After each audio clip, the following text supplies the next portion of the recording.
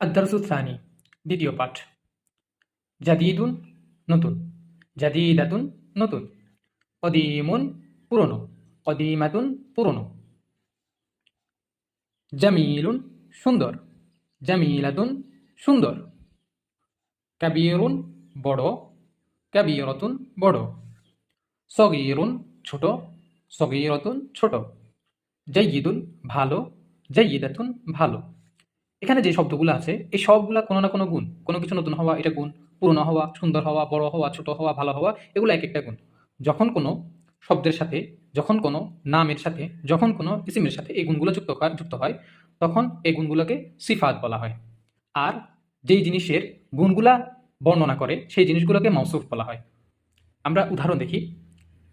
কিতাবুন জাদিদুন একটি নতুন বই, কুররাসাতুন জাদিদাতুন একটি নতুন খাতা,